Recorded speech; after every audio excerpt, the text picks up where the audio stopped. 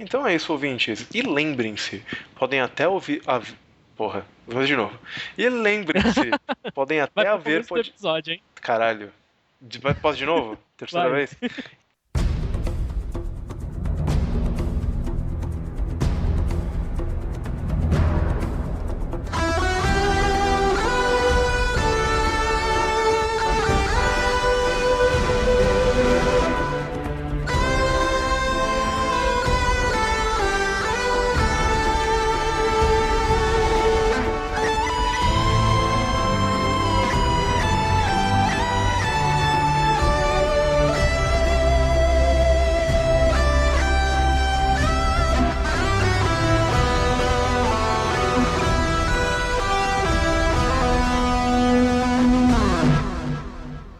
Olá, ouvintes! Olá, ouvintes! Estamos de volta com o Escudo do Mestre, o podcast mais irregular da podosfera brasileira.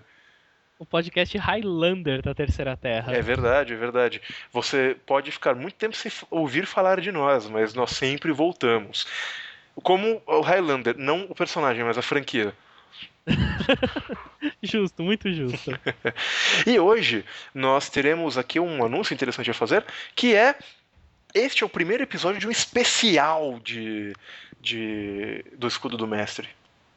Sim, sim. Era o nosso plano pro mês de dezembro, sabe-se Deus quando tá saindo isso aqui, mas eu espero que vocês ainda estejam no hype do E Hobbit. é isso aí, sobe a música do Senhor dos Anéis aí. Quem editar isso vai ter que se virar. Puta merda, fudeu.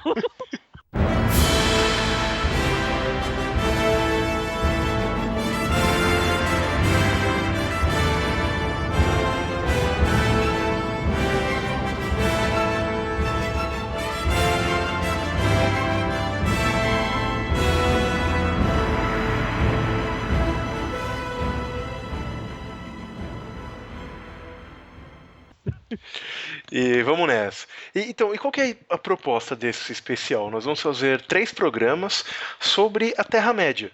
O primeiro que será este, será Mestrando na Terra-média, em que vamos dar o que a gente falar o que a gente sempre faz, são dicas de mestre se você quer um jogo na Terra-média. Já o segundo, O segundo vai ser o outro lado da moeda, jogando na Terra-média. A gente vai tentar dar um toque para os jogadores, né, sobre o que a gente espera, como se preparar, como se comportar, o que querer fazer, como tirar o máximo do seu mestre numa aventura da Terra-média. e o último, este é um mistério. Ah, esse vai ser legal, esse vai ser legal. Exato, o último. Vocês vão adivinhar até o fim desse episódio, mas vai ser legal. Eu também acho que vão, mas é bom deixar no suspense. Nós não temos perguntas para responder dessa vez, certo, Victor? Ah, então, na verdade nós tínhamos, mas como eu não olhei antes, eu não vou olhar agora. Mas vai ficar pro próximo. Ah, ok, mas não deixe que isso desanime vocês de mandarem as perguntas. Nós Não, não realmente tem. gostamos delas, a gente só é um pouco desorganizado. Não, Mas, e eu vou falar o seguinte: as pessoas que mandaram perguntas até agora, que a gente tá tentando responder todas aqui no ar, né? Exceto uma ou outra. Mas vocês têm mandado perguntas muito boas, têm gerado boas discussões. Eu não me lembro direito da última pergunta que tinha sido feita, eu realmente não me lembro. Mas eu lembro que quando eu li, eu falei, nossa, essa pergunta é boa, vai dar um bom bate-papo. Então, assim, na próxima gravação, que vai ser em breve, exato. vocês vão escutar esses episódios, se Deus quiser, num período curto de tempo, talvez em semanas alternadas, mas não vai ter um fade tão grande. Mas a gente vai comentar e tal. Galera, sinta-se motivados a mandar. Tipo, eu acho muito legal a pergunta de vocês. A maioria são perguntas excelentes. Se você pensar, a minha pergunta vai ser meio idiota, etc. Não, manda pra cá, cara. Vai ser bacana. A gente não vai rir de você no ar. O máximo que a gente vai fazer é rir de você fora do ar. Exato. Só isso. E a gente vai discutir, falar e pode até virar um tema. Depois É isso aí. Então manda ver, manda ver. Então vamos lá, aproveitando o hype gerado pelo filme do Hobbit, o fato de que tá todo mundo revendo o filme do Senhor dos Anéis, ou voltando a ler o livro, e o lançamento do The One Ring no Brasil, vamos para o episódio de hoje, Mestrando na Terra-média.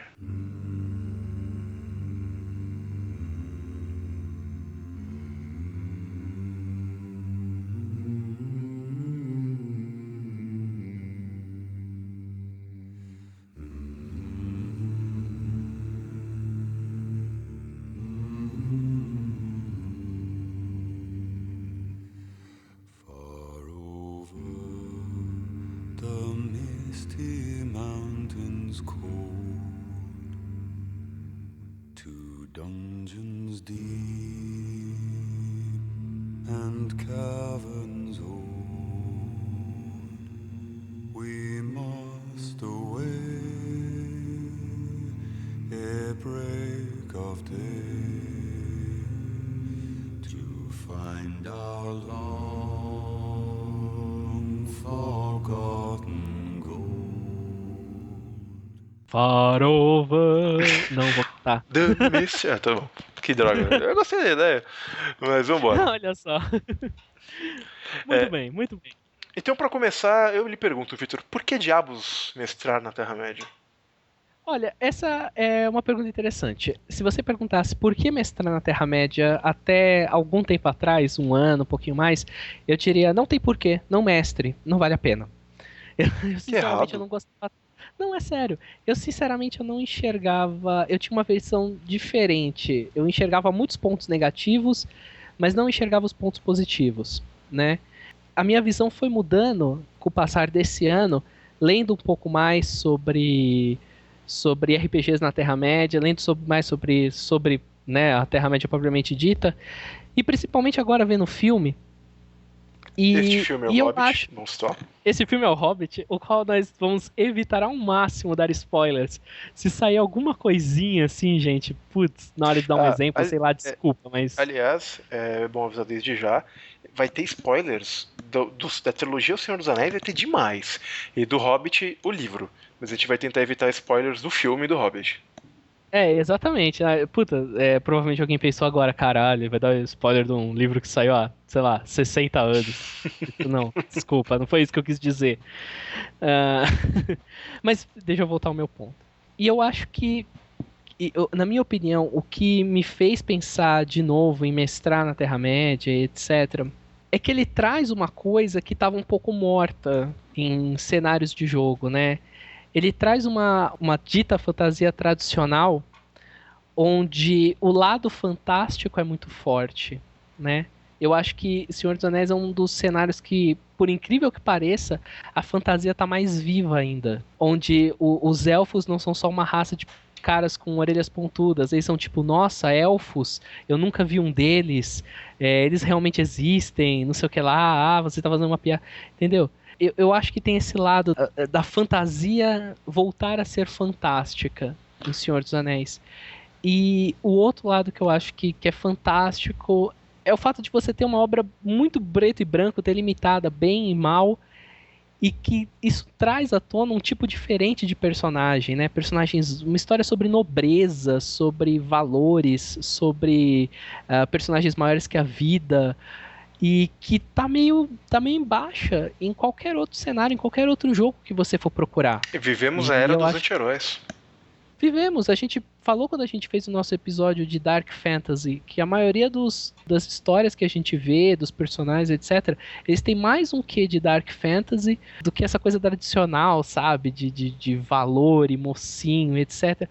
E eu acho que Senhor dos Anéis, toda a história, né, todo esse universo da Terra-média, traz isso de volta sem ser piegas. Você assume que aquilo é verdade porque você está na Terra-média. Exato. Eu acho que você sumarizou muito bem o porquê jogar na Terra-média. É um cenário, eu não vou dizer único, mas quando você pensa em fantasia clássica, ele é a referência, ele é a fantasia clássica. Então, eu acho que o Victor explicou muito bem, assim, não tem muito a adicionar nesse aspecto. É mais ou menos a sua opinião? É totalmente a minha opinião. É o cenário certo para você jogar, sair um pouco dessa mesmice, que em um dia já foi a diferença, né?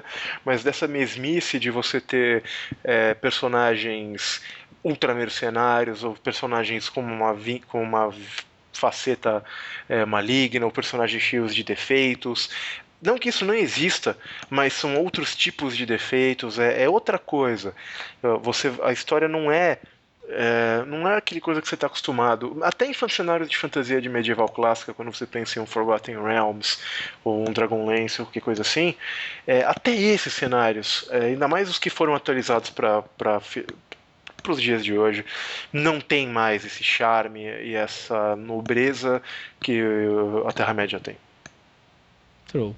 Muito bom. E a outra coisa importante, então, se você quer jogar na Terra-média, é com quem jogar na Terra-média. E aí complica um pouco. Aí eu vou lançar a pergunta pro Chess. A Terra-média, etc. Você acha que é pra todos os jogadores? Eu acho que não. E justamente pelos motivos que a gente falou anteriormente. Eu tenho a sensação, eu posso estar enganado, e é uma opinião bem pequena que eu tenho, né? Mas eu tenho uma opinião pequena no sentido de eu tenho um espaço amostral pequeno para ver isso acontecer. Mas eu tenho a sensação de que as pessoas hoje não estão tão interessadas nesse tipo de fantasia. O mercado inteiro está indo nessa direção por um motivo. O sucesso do Guerra dos Tronos é tão estrondoso por uma razão. E hoje em dia o mercado é isso, o mercado quer isso. Então, se você tem jogadores ou amigos que preferem esse tipo de coisa, que eles não gostam dessa nobreza pura ou dessas características que a Terra-média tem e preferem uma coisa mais, eu vou colocar aspas virtuais aqui, realista ou mais. Eu só consigo pensar no termo em inglês, que é greedy. Como é que eu traduzo isso? Pé no chão. Pé no chão, pode ser. Uma coisa mais pé no chão, em que as pessoas ficam sujas, em que as pessoas não tomam banho, em que dentes caem de podridão e as guerras são sangrentas e o horror da batalha. As pessoas que você sabe que gostam disso e que só querem isso e que não vão conseguir apreciar um jogo se ele não tiver isso, não vão se divertir jogando, eles vão acabar colocando o jogo para trás. Se você quer jogar Terra-média, quer jogar Senhor dos Anéis, jogue com um grupo que compre essa fantasia do Tolkien, que goste dessa fantasia do Tolkien, ou ainda que não conheça a fantasia do Tolkien, goste dessa ideia de ser um herói, de ter um personagem valoroso e de ter um personagem que será tentado e que tentará desesperadamente vencer a corrupção e não aquele tipo de personagem, pô, mas o cara tá me oferecendo poder, mulheres e dinheiro e tudo que eu tenho que fazer é trair meu rei? Tá bom. Como você vê muito hoje em dia. É engraçado isso, né? Porque as pessoas, você fala mais ou menos isso e as pessoas pensam numa coisa piegas, etc e tal. Mas você vê o filme, você vê que tá tudo lá, todos os valores estão lá e eles não são apresentados pra você de uma maneira piegas. Em momento nenhum do filme você fala, que otário. Né? Exato. Tipo, não, uma coisa meio... Você fica torcendo pelo lado bom das pessoas. Mas é engraçado que geralmente tem isso. As pessoas às vezes não querem jogar. Eu acho, inclusive, eu diria que assim, uma coisa que você não falou e quero perguntar se você acha que é um pré-requisito. Você acha que é um pré-requisito que a pessoa tenha lido Senhor dos Anéis? Ou, vou até colocar uma coisa mais fácil, que tenha visto o filme? Se uma pessoa que não viu e não leu, não é essa pessoa que você vai chamar pra jogar? Olha, eu acho que se a pessoa leu ou viu os filmes, é mais fácil, porque ela já tem uma boa ideia do que está acontecendo ali, ela tem alguma noção da ambientação. Agora, se for um completo novato ao Senhor dos Anéis e ao mundo da Terra-média, e se for, pelo amor de Deus, né, o que você esteve fazendo? Como é que você joga RPG? Eu acho que ainda assim dá, o cara pode acabar se interessando, você tem que explicar pra ele como você explicaria qualquer outro cenário. Nesse aspecto, eu vou até voltar falando por que a Terra-média como mundo de jogo, eu tenho essa experiência e eu percebo que quando um grupo de jogadores vai jogar determinado RPG e todo mundo conhece o cenário em que o jogo está sendo jogado, o jogo flui muito melhor. Então, se você vai jogar Eberron e todo mundo tem uma noção do que é Eberron, o jogo vai ser muito mais interessante quando os jogadores começarem a citar as Dragon Market Houses e quando você não tiver que parar a cada 5 minutos para explicar o que é um Lightning Rail. Agora, e uma das grandes vantagens da Terra-média é que boas chances são de que as pessoas conhecem, que seja pelos filmes, mas são filmes que renderam aí cada um $1 bilhão, né? Então são grandes clássicos do cinema, é muito comum que alguém já tenha visto, conheça alguma coisa, tenha uma noção da estética, é uma vantagem que você tem sobre outros cenários de fantasia. É muito provável que os jogadores conheçam. Eu concordo com você. Eu acho que é legal, se for. Eu acho que os filmes estão aí, os filmes são fáceis. Eu não sei, eu acho que 90% das pessoas viu os filmes aí, principalmente o público que eles são jogadores de RPG ou que se interessariam por RPG. Mas de qualquer forma não é. É muito mais importante que a pessoa esteja dentro do espírito do jogo do que ela de fato conheça. Isso assim, pra pessoa não parar. Eu já conheci pessoas que tinham um certo receio de jogar, assim, ou mesmo de mestrar Senhor dos Anéis, porque imagina que é muita coisa. Eu acho que até pra mestrar você pode. Você precisa de um conhecimento um pouco maior, óbvio, pra mestrar. Mas acho que você consegue fazer um bom trabalho sem ter que pensar, porra, mas eu vou ter que ler 1 zilhão de livros e nananã, e não tem nada catalogado, uma referência fácil pra mim. Bom, até tem, mas eu acho que isso não deve te afastar do jogo propriamente dito. Se você for fiel ao espírito da obra, seu jogo vai parecer muito mais com o Senhor dos Anéis do que o cara que é capaz de citar genealogias inteiras, mas ele faz Guerra dos Tronos na Terra-média. Entendeu? Exato. Exato. Que é um próximo ponto que a gente vai chegar agora. Quer dizer, não agora, mas a gente vai comentar no decorrer do podcast o que você tem que fazer para não causar que o seu jogo na Terra-média se torne a Guerra dos Tronos na Terra-média, ou a Companhia Negra na Terra-média, ou o D&D na Terra-média, ou qualquer coisa assim. Exato. Bom, a terceira pergunta que a gente vai lançar aqui para começar, né? E dessa bem de cunho prático. Qual sistema utilizar? Qual seria o seu sistema de escolha para mestrar na Terra-média? Bom, primeiro a gente pode começar citando os oficiais que surgiram no decorrer dos anos, que até onde a minha memória vai é o MERP. O MERP era o mais antigão mais mesmo. antigão, que se eu não me engano ele é baseado naquele Basic System, né, que é o de porcentagem e tal. Se eu não me engano, eu nunca joguei o MERP, eu conheço pouco sobre ele, mas se eu não me engano ele é por aí. Inclusive eu acho que ele tem até alguma semelhança com o Holy Master, eu não me lembro bem, mas eu acho que tem uma certa ligação. Então primeiro é o MERP, é o mais antigo. Depois você teve o sistema CODA, né, que foi utilizado no RPG que foi lançado junto com os filmes lá na década de 2000. Que eu não vou... Você aconselha? Não aconselho. Gente, eu nunca joguei, nunca li, é uma opinião, assim, eu também nunca vi nenhum review positivo, tá? Tudo que eu escutei falando desse sistema é que era furada. Então eu acho que você deveria ficar longe desse sistema. Eu tenho o livro dele até hoje aqui, do Senhor dos Anéis RPG. Eu li o livro, ele tá um livro muito bonito, tem várias imagens do filme, né, que na época era uma novidade. Mas assim, é um sistema que não funciona tão bem para um jogo na Terra-média, notadamente porque ele não era um sistema pensado para isso, ele já existia, era um sistema que a empresa que fez o jogo já tinha para outros tipos de jogos que eles adaptaram. Então é muito combate, tem muita cara de D&D para você jogar um jogo na Terra-média, assim. Não recomendo. O MERP eu não conheço tão bem para falar, mas eu suspeito que ele seja um sistema, até pela essa semelhança que eu li que ele tem com o Holy Master, muito mecânico, muito picuinha, muito exageradamente realista, que é um design muito anos 80 e que hoje em dia não vira mais para nada. Meio envelheceu mal, né? Envelheceu mal, exato. Aí eu acho que a outra opção seria aliás, tem o mais novo, que é o The One Ring, lançado pela Cubicle 7, mas dele eu falo daqui a pouco. Além disso, eu acho que tem as opções dos sistemas genéricos, que poderiam emular a Terra-média, como Savage Worlds, como GURPS e outros sistemas genéricos afins. O que você acha dessas opções? Eu acho assim, os da Terra-média, os antigos, eu acho que não, como você, eu não iria por esse ponto.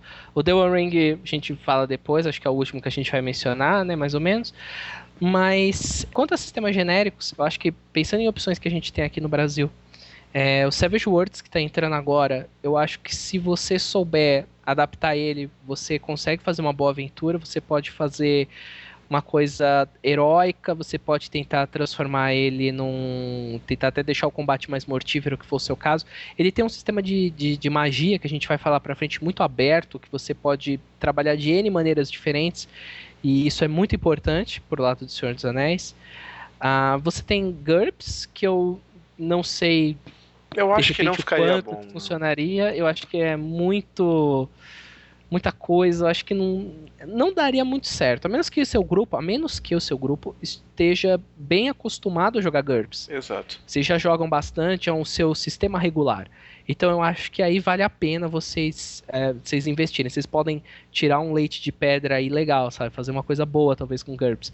Eu não acho que ele é totalmente proibitivo, eu só acho que ele precisa de muito trabalho pra conseguir. Entre GURPS e Savage Worlds, eu ficaria com Savage Worlds pra mestrar na Terra-média, por exemplo. Muito justo. E eu não sei, acho que sobra como opção D&D, né? 3, 3,5 ou 4. E eu, cara, eu não aconselho. Eu acho que, a menos que você queira fazer uma coisa muito distante, mudar muito o que é D&D, você vai ter que mexer muita coisa, muitas classes, algumas você vai ter que tirar completamente, outras eu acho que você vai ter que alterar muito pra ficar. Eu acho que no frigir dos ovos, o trabalho todo que você vai ter em matéria de adaptação vai ser melhor empregado se você, por exemplo, sei lá, for atrás do Savage Worlds e pegar pra jogar. Acho que exigiria menos adaptação. O que você acha, D&D, você que jogou mais do que eu? D&D é Pathfinder? Não certo? recomendo. Eu acho que nenhum sistema excessivamente combativo, o que foque demais nessa faceta do jogo, vai se dar bem com a Terra-média, porque não é esse tipo de aventura que você conta, não é assim que você conta. Agora, uma coisa que eu pensei que poderia caber também é o uso de alguns sistemas mais narrativistas para você fazer um tipo de história um pouco mais diferente. Eu acho que existem alguns sistemas que caberiam bem, devidamente adaptados. Por exemplo, Dogs in the Vineyard, eu acho que é um sistema que rodaria bem na Terra-média. Nossa, legal, nunca tinha parado pra pensar no Dogs in the Vineyard. Pois é, eu acho que rodaria bem com o sistema de escalar o conflito que ele tem, e isso pode ser tanto a corrupção do seu personagem, quanto pode ser ele fugindo de orcs, e, enfim. Eu acho que sistemas um pouco mais genéricos de narrativa mais narrativistas, acabam servindo também. Até mesmo este Corpo Mortal, talvez com muita adaptação rodasse. Eu acho que este Corpo Mortal, eu acho que eu li ele recentemente, tal, pensando, deixa eu ver. Daria. Especialmente se você pensar nas características místicas dele enquanto características morais. Se em vez do cara ter um poder mágico XY, ele é um cara que é um grande capitão dos homens, coisa assim. Poderia ser por aí. Você poderia deixar a magia do jeito que tá mesmo e colocar ela bem sutil e talvez só sei lá, um personagem muito específico teria acesso a coisas pequenas.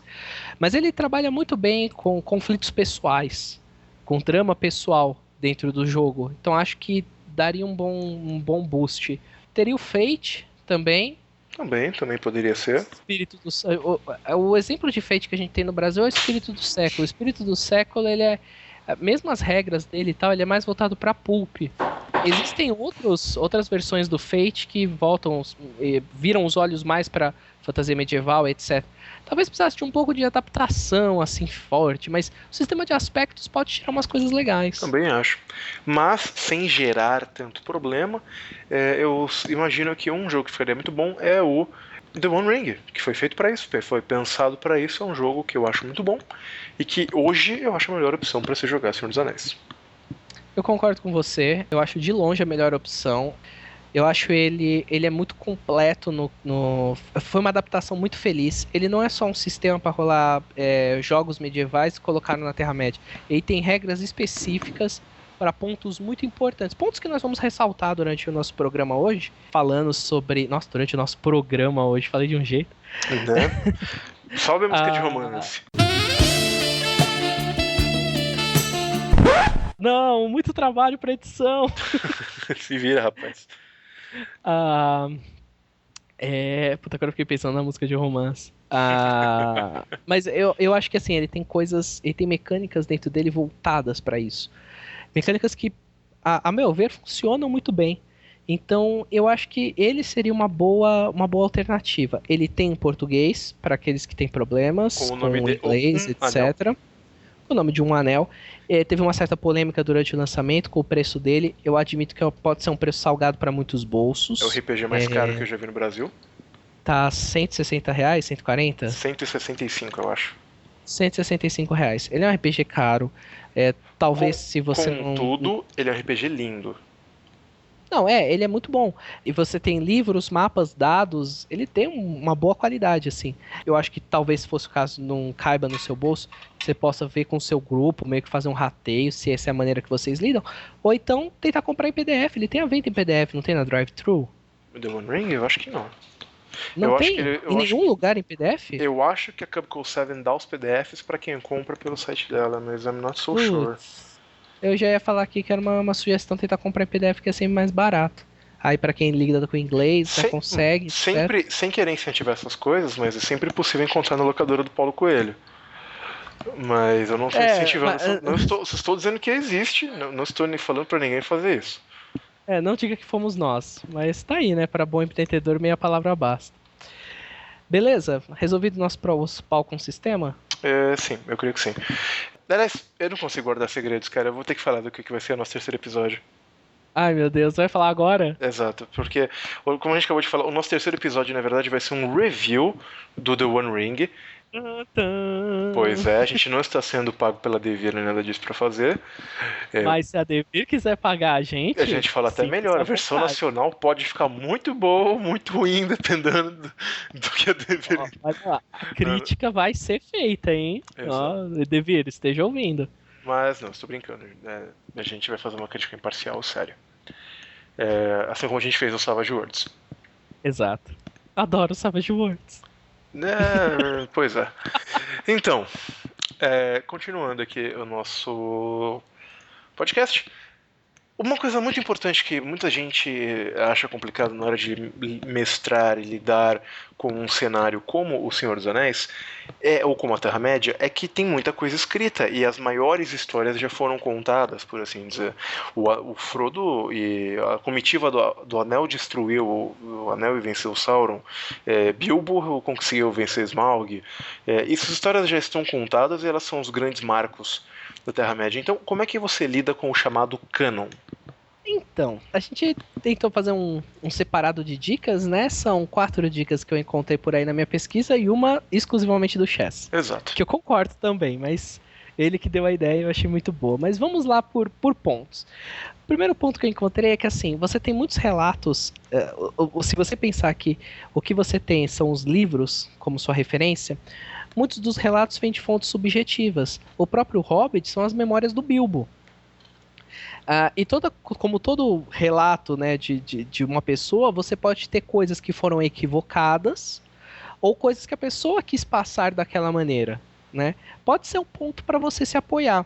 Talvez a maneira como o Bilbo encontrou o anel foi a maneira como ele contou, mas não a maneira como realmente aconteceu. Se você acha que isso pode dar uma ideia interessante para um jogo, em algum momento, eu acho que é uma coisa interessante para você se apoiar. Seria aí uma pedra que você poderia se apoiar para tentar lidar com esse lado do canon. Outro ponto interessante é que a história tem vazios.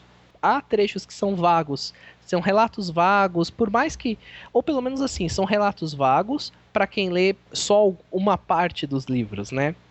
Venhamos e convenhamos, nem todo mundo leu todos os livros que o Tolkien ou que o filho dele editou e lançou. Exato. Tá? Então... Acho que nem todo mundo leu aquele... Se eu não me engano, são 12 volumes do The History of Middle-earth. Eu acho que assim, se você for parar pra pensar, nem todo mundo leu O Senhor dos Anéis. Então já é muita coisa. Se você for pensar que você tá mestrando por um grupo de pessoas que a única base deles são os filmes... Cara, você tem muita coisa pra deitar e rolar e eles não precisam nem saber que aquilo é verdade ou não. Mas tudo bem. Mas você tem muita coisa, se você tiver num grupo bem greedy, todo mundo é o estudioso de Tolkien, mesmo assim, tem bastante vazio para você se apoiar. Períodos que você para e se pergunta, poxa, mas o que aconteceu entre A e B? O que aconteceu daqui para frente? E aí você consegue lidar com algumas coisas legais. Uma outra dica que eu vi, que isso vinha de uma entrevista do próprio Tolkien, né? Que ele falava que o mais importante para ele era ser fiel aos personagens que ele criou e não fiel ao plot que ele fez, não fiel à história.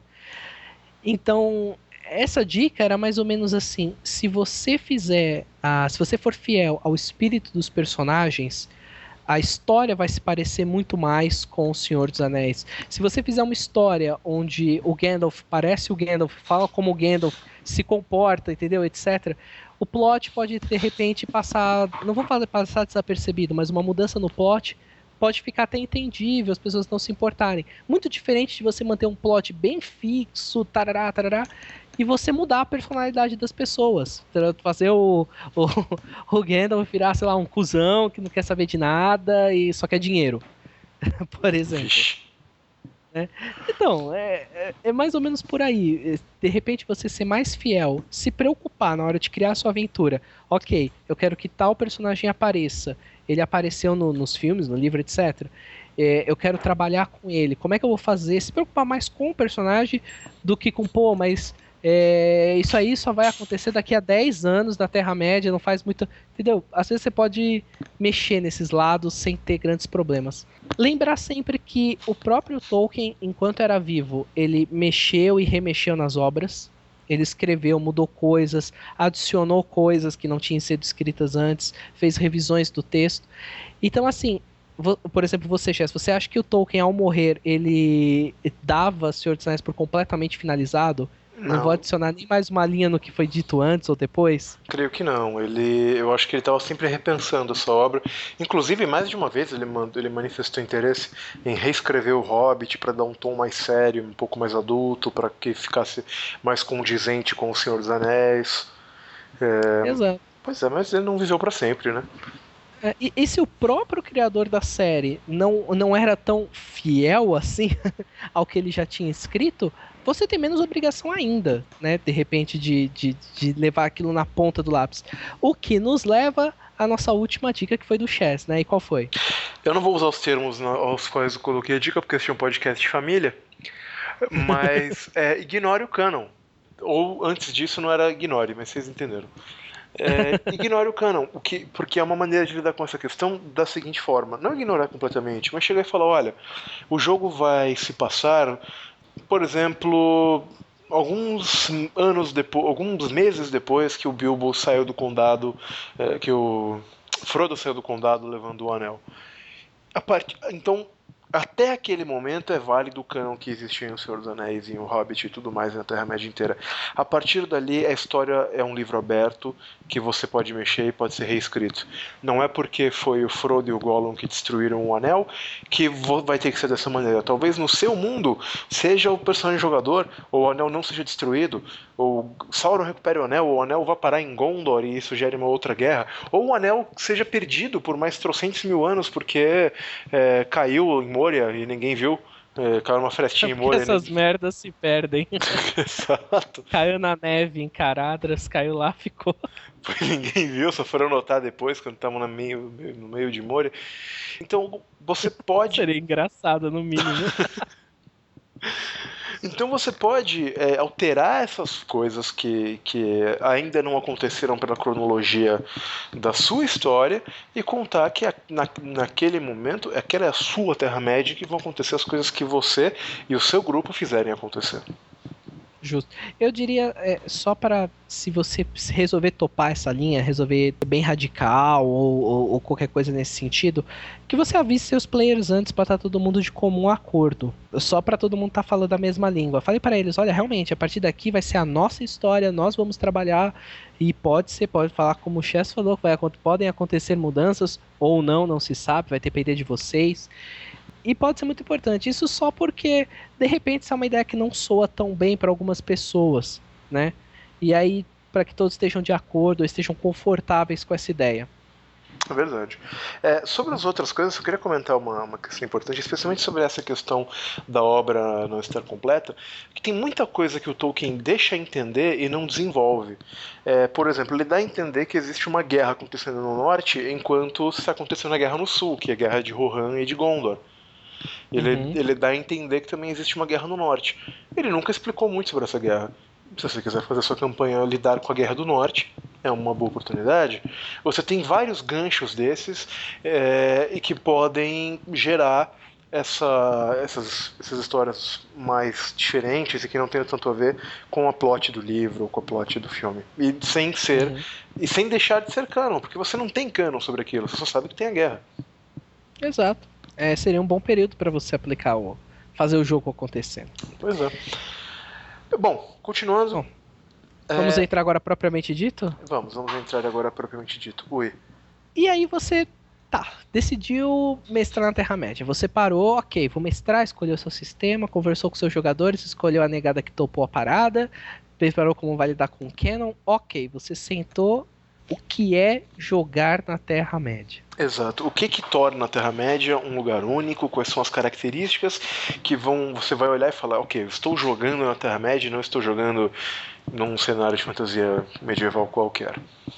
Né? Acho que uma coisa interessante, você pode parar, tentar na sua cabeça. Isso porque assim, a gente, além de dar nossa opinião, eu seria muito grato se vocês complementassem e pensassem as coisas que vocês acham que são. Mas acho que uma pergunta que seria legal de você se fazer nesse sentido, inverter na pergunta é: se eu estivesse assistindo um filme ou lendo um livro, o que me faria pensar, nossa, isso aqui é bem Tolkieniano? Muito bom. Acho que uma maneira de você colocar a pergunta diferente que pode te facilitar achar suas próprias respostas, além das que a gente vai apresentar agora, né? Exato. Bom, o primeiro ponto que eu acho importante falar é que a história de O Senhor dos Anéis é maniqueísta. Não só do Senhor dos Anéis, do Hobbit, de qualquer outra coisa, toda a história do Tolkien ela é muito marcada pelo maniqueísmo. O inimigo ele é absoluto, o Sauron é um mal absoluto. Ele não é um mal com quem você pode conversar, não é um mal com quem você pode fazer um acordo, não é um mal com quem você pode convertê-lo ao bem ou encontrar uma coexistência pacífica. Isso não é uma opção. O mal é absoluto, a corrupção é absoluta, e da mesma forma, o bem ele não é absoluto, porque o bem pode ser corrompido, mas o conceito do bem é absoluto. A todo momento, isso eu acho uma coisa importante, os personagens que que são corrompidos ou que sofrem da corrupção, eles sabem que o que eles vão fazer é errado e eles escolhem fazer mesmo assim. Você não tem não existe aquela situação do cara que acha que está fazendo o bem, mas na verdade não está e na verdade ele... Isso é uma coisa que fica muito clara no livro, nas histórias do Tolkien. Eu tenho essa opinião, pelo menos. O que você acha, Vitor? Eu acho que é bem por aí. Eu acho que é uma história que você não pode pensar tanto em tons de cinza. Eu acho que você tem que se atentar... 50, 25... quantos forem. Eu acho que você tem que se atentar ao branco e preto mesmo. O mal, ele é total, absoluto. Ele é a pura maldade. Tanto seja Sauron, quanto, sei lá, Melkor, quanto que você for usar. Os orcs, você não vai conseguir... I can't parlay. Exato. Você não pode fazer... Você não vai poder conversar, você não pode fazer nada. O máximo que você pode fazer é tentar enrolar ele, soltar uma lábia, mas de alguma forma... Mas eles estão lá para matar, comer, sabe? E levar o mal. E não importa muito o que eles querem, inclusive, né? O que os orcs querem? Foda-se, não importa o que os orcs querem. Eles estão lá para serem maus. Então eu acho que é um ponto que você tem que se atentar. Isso é importante por uma das coisas que é forte, como eu disse, que leva você a querer jogar em Senhor dos Anéis, ser mais grandiosa, que é esse lado dos personagens heróicos, no sentido mais próprio da palavra, né? Você tá jogando com heróis. Isso é verdade. E é isso, é o mal absoluto que vai fazer o seu gesto de heroísmo, de coragem, parecer muito maior. Entende? E é aí que nós temos uma das maiores belezas do Senhor dos Anéis. É que quando a gente fala em personagens maiores que a vida, por assim dizer, que são personagens que, apesar de todas as adversidades, se mantêm fiéis àqueles valores e aquelas coisas que são apontadas pelo Tolkien, pela opinião dele, como o que é bom e o que é certo e o que é justo. E toda hora ele reforça isso, falando dos povos livres da Terra-média e da nobreza dos Dúnedain e dessa coisa toda. Você tem essa questão do seu personagem, ele é muito mais eu acho que é muito mais importante não o seu, mas o personagem da Terra-média, os valores no que ele acredita, em como ele mantém esses valores, do que o que ele é capaz de fazer em si. Esse aqui não é um jogo, uma campanha de Senhor dos Anéis, ela não vai ser um jogo sobre ganhar níveis e adquirir poderes e nossa, que legal, eu evoluí meu personagem do nível 1 ao nível 20, agora eu solto uma bola de fogo de 20, D6 de dano. E quantos orcs você matou e tudo mais. Inclusive, até a cena de que existe a disputa entre quantos orcs você matou, que é entre o Legolas e o Gimli, famosa, na verdade, isso aí está costurando uma história que são duas pessoas que vêm de povos que se odeiam por motivos muito antigos e que descobrem entre si uma amizade fantástica. E é isso que é Uhum. importante, não é que o Legolas matou X orcs e o Gimli matou X mais um. O importante é a amizade, o importante é eles superando os preconceitos e as dificuldades que o ódio entre as raças deles desenvolveu antes. Eu acho que, assim, olha só, eu puxando coisas do filme. Mas se você ainda não foi ver o filme, veja. Mas quando você for ver, ou rever, ou se você já viu, pare e pense agora. Esse lado que a gente tá falando dessas virtudes, desses valores, etc. Isso tá muito presente no filme atual, no No filme mais Hobbit. novo, né? No Hobbit. Isso, inclusive, é citado num diálogo, mais de um diálogo até. Mas tem um que ele é citado bem pontualmente. E é isso, sabe? Esse lado, é você pensar que os grandes feitos são feitos de coragem, feitos de valor, e você vai se sentir, porra, realizado, seu personagem fez um grande feito, pode ser até mesmo ao poupar a vida de um inimigo e não matá-lo, entendeu? É mais ou menos por aí que a banda toca. Você, como mestre, tem que ter isso na mente para você saber direcionar a sua história, não virar um hack and slash desenfreado, apesar de ele ter momentos que você pode falar que são de hack and slash, ela não ser sobre aquilo. E tem que ficar voltado, inclusive, para os jogadores, né? Você tem que passar isso para os jogadores, eles terem essa mentalidade. Quanto mais próximos, mais em sintonia com esse pensamento eles estiverem, mais dentro do espírito do jogo eles vão estar. Exato. Entendeu? E até essa questão do hack and slash, eu acho que é importante falar que o combate em Senhor dos Anéis ele sempre deve servir a um propósito para que isso seja válido. Se você for pensar nas sequências dos livros e da história da Terra-média em si, ninguém gosta de. Nenhum dos heróis gosta de violência. Todo mundo quer uma vida relativamente mais pacífica. No Senhor dos Anéis você não tem aquela figura do guerreiro, que ele é um guerreiro porque ele gosta de guerra. Não entre os Ele gosta de ver heróis. o sangue. Às vezes, você tem até alguns personagens que eles têm uma coisa que eles querem ir para a guerra e lutar, mas eles querem fazer isso para provar a si mesmo, para ajudar o seu povo. Exato. É um objetivo maior que vai O levá-los. Boromir, Eles têm tanta essa vontade que eles precisam, né? O Boromir é um personagem muito belicoso, mas ele não é um personagem belicoso porque ele é um guerreiro que gosta de guerra, ele quer matar orcs, deixar furnar, a glória e papapá. O Boromir, ele quer alcançar e alçar Gondor de volta à glória que ele um dia teve, ele quer proteger a sua terra natal, que ele ama, da ameaça dos orcs e da ameaça de Sauron. E é para isso que ele é um grande guerreiro, para proteger a cidade branca de Gondor, e não para que ele obtenha glória pessoal, ou para que ele, enfim, sempre que você tem um personagem que deseja isso, esse personagem não tá entre os heróis. O cara que ele gosta de guerra é o Uruk-hai. Verdade, bem dito. Né?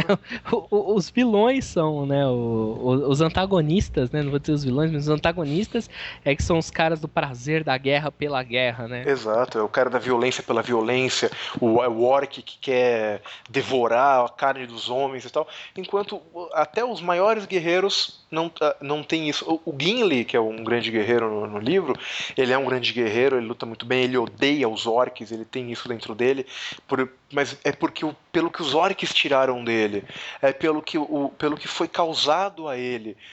Mas você nota que não é uma sensação de, não sei, uma vingança vazia. Você vê que o Gimli odeia os orcs porque eles tomaram tanto dos anões mas é uma coisa mais nobre. Não é simplesmente eu odeio orcs porque eles mataram a minha família. Justo. Então eu acho que isso é uma coisa importante de falar sobre essa questão das virtudes, não é? Uhum. E falando em virtudes, tem uma em específico que eu acho que lida bem, que é muito tolkieniana, que é o companheirismo, no sentido do seu personagem e do grupo que ele compõe.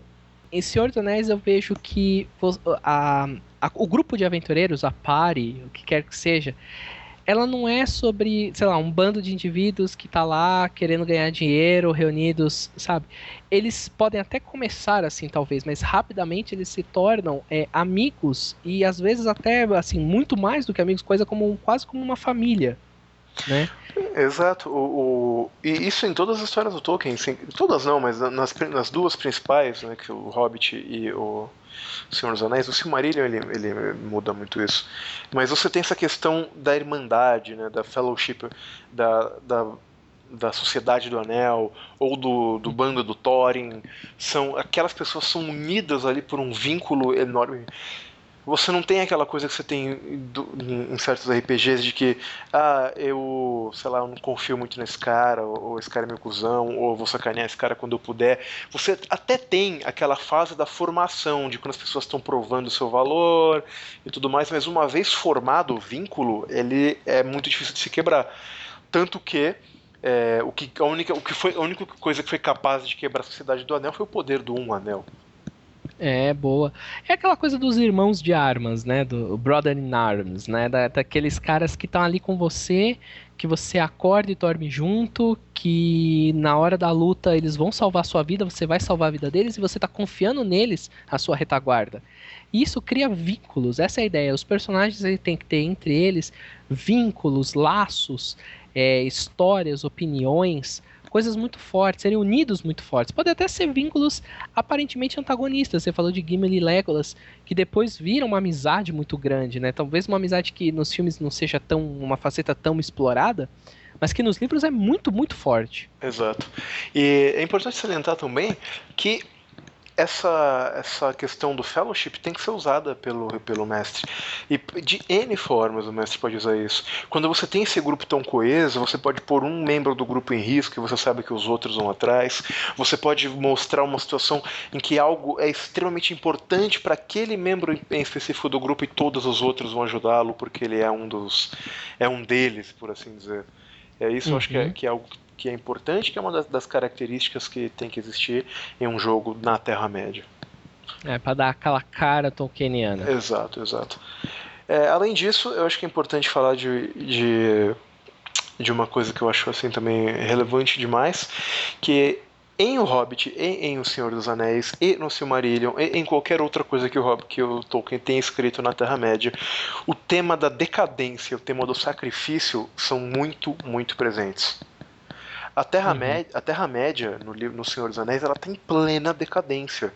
Os elfos estão partindo, os anões estão se escondendo, o reino dos homens está caindo, Gondor está frágil, o rei não tem rei, a casa dos regentes está caindo, o rei de Rohan está corrompido, o grande mago do Conselho Branco foi corrompido, a força do inimigo é absurda, e você tem todas aquelas últimas coisas que o Tolkien adora, a última marcha dos Ents para a guerra, que depois nunca mais vão ser vistos e nunca mais vão se falar deles. O último momento em que os elfos da Terra-média, a última aliança entre elfos e homens, que quando o Sauron é derrotado pela primeira vez, ou o retorno do Neden do Norte, enfim. Tem uma série de coisas que tornam que o tempo todo passam a ideia de que o mundo está em franca decadência e que apenas os feitos de heroísmo de uns poucos são capazes de impedir essa decadência. É interessante que a Terra-média é um cenário que, se você for parar para pensar, ele já teve o seu apogeu. Exato. Né? Se você ouvinte, você leu o Silmarillion, etc., você vê que lá você tem o apogeu da Terra-média, né? Você tem o máximo em matéria das mentes criativas, a magia está no seu topo, as grandes histórias, as grandes criações, os grandes romances, as grandes batalhas até. Uhum. E depois disso você vem num declive, né? Você tem aquele momento, então tudo que acontece a partir daí, as pessoas se referem como se fosse de uma era de ouro, um passado glorioso, né?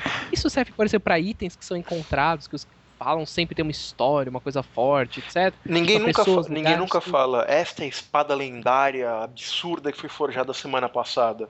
Essa é a espada lendária absurda dos tempos da Primeira Era, quando Gondolin lutava contra Morgoth. Exato. E a arte de forjar essa espada foi perdida. Então não tem outra. Não se façam mais, não tem outra. Todo mundo que tem alguma coisa assim, ela vai ter algo que pertenceu ao passado, que foi feito no passado, que veio de geração, um tesouro que era do seu pai. Eu acho que é uma coisa interessante de você pensar. E até os cenários por onde você passa. Moria é uma mina que entrou em decadência, Gondor é um reino em decadência, Rohan é um reino em decadência, o Vale, que aparece no Hobbit, é uma cidade em decadência e que depois é restaurada. Erebor, que é a cidade dos anões, uma montanha solitária, ela está em decadência. E uma coisa que eu acho que é interessante salientar também é que não é só não é que assim, isso está em decadência porque os heróis estão fracos, mas o mal é muito forte. O mal também está em decadência, isso eu acho uma coisa interessante. Ele também. Boa. Não, ele também é decadente. Sauron não é ninguém perto de Morgoth. Verdade. Smaug não é ninguém perto dos dragões da Primeira Era. Uhum. Um Balrogzinho lá em Moria não é nada. Na Primeira Era tinha exércitos, tinha pelotões inteiros de Balrogs. Uhum. Então, se você para pra pensar por esse lado, o mal está em decadência também. Ele também já não é o que foi. E o próprio apogeu do Sauron foi quando ele foi derrotado, né, ele acabou sendo derrotado, mas o apogeu dele foi ali, quando teve a última batalha dos elfos e homens, na última linha entre elfos e homens. Tem mais. Pois é. Então, o próprio Sauron também está lutando para tentar alcançar uma glória que ele teve e perdeu. Então, eu acho que esse tema da decadência é algo que tem que ficar muito claro. E com a decadência vem o sacrifício. Nada é conseguido em O Senhor dos Anéis e no Hobbit, qualquer coisa assim, sem um grande sacrifício. Um grande preço a ser pago, né? Exato. O anel, ele acaba sendo destruído e tudo mais pelo sacrifício que o Frodo faz de escolher levar o anel, sabendo que ele não vai voltar, e tudo que ele passa, e o pão que o diabo amassou que ele come. Você tem o Aragorn, que ele não queria ser o rei de Gondor, ele queria viver a vida dele de boa pegando a Arryn. Pois é, ele não consegue, a responsabilidade dele é maior, ele tem que voltar a Gondor e ser o líder dos homens que ele nasceu para ser, mas que ele não queria ser. E você tem o sacrifício dele nesse aspecto. Então eu tenho a ideia, o tempo todo me passa a ser, o Boromir, que é uma das cenas mais lindas do livro e do filme, ele é corrompido pelo anel, mas ele se redime num ato de sacrifício supremo. E é só num ato de sacrifício supremo que ele se redime. Ele paga a vida, mas ele redime o que ele fez. Exato. Ele morre como um herói e você realmente deixa aquilo, né, que ele fez pra trás. Então, o tema do sacrifício é muito importante. Eu acho que o mestre tem que usar isso na campanha. Se os jogadores forem conseguir alguma coisa, eles não vão poder conseguir essa coisa sem que ocorra um sacrifício. Eles não vão escapar de Moria sem que o Gandalf caia. Eles não vão lutar em Isengard sem que morram, lutar contra Isengard no abismo de Helm sem que morram inúmeras pessoas. Isso tem que estar presente, isso tem que estar colocado. E, é claro, eventualmente, no momento de superação, você inverte isso, o sacrifício gera frutos. Mas, é a mesma coisa, Thorin não reconquista a Montanha Solitária sem sacrifícios. Inclusive, ele paga com a própria vida, né? Se alguém não sabe, spoiler. Do livro de 60 anos atrás? Sim, do livro de 60 ou do filme daqui a 2 anos, né? Pois é. Mas o próprio Thorin paga com a vida. Em parte ele paga com a vida pela ganância e tudo mais, né? Mas ele se redime pelos seus defeitos com ato de sacrifício. Sim. E eu acho que de novo, tudo bem, o nosso próximo episódio vai ser sobre jogadores, mas você, mestre. E só mais uma coisa que eu gostaria de salientar. Diga. E o maior sacrifício de todos, que é o mais difícil e quase ninguém consegue fazer, que é abandonar o anel. Ah, sim. Que sim, só quem fez isso é o Bilbo, né? Isso, enfim. E é como eu tava fazendo, apesar da gente fazer um podcast só para jogadores, que você, mestre, pode dar para seus jogadores ouvirem, olha só que legal que a gente é. Dá para eles ouvirem, a gente vai fazer.